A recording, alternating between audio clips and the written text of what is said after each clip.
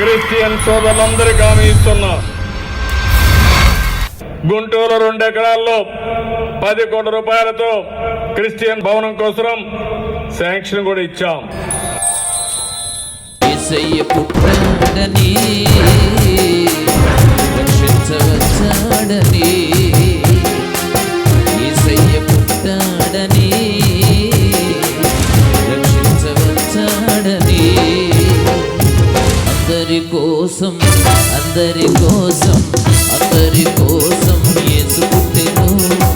సందడి చేద్దాం సంగీతంతో, అందరి కోసం యేసు పుట్టెను. संदड़ी चेता हूँ संगीत तुम. यीशु मेरे साथ है, यीशु मेरे अंदर है, यीशु को मैं पहने हूँ, मुझ में वो जिंदा है. से यीशु मेरे साथ है.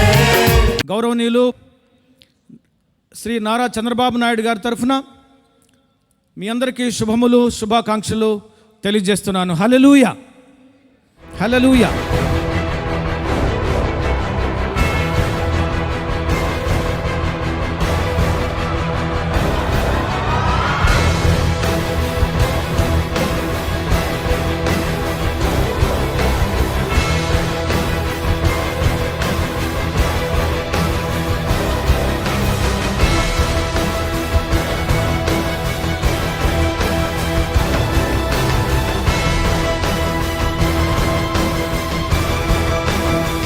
గుంటూరు 2 ఎకరాల్లో 10 కోట్ల రూపాయలతో క్రిస్టియన్ భవనం కోసం శాంక్షన్ కూడా ఇచ్చాం.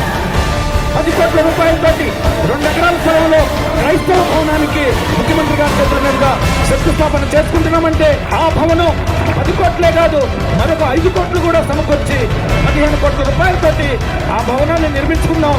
ఆ భవనము ఒక తలమానికం కావాలి.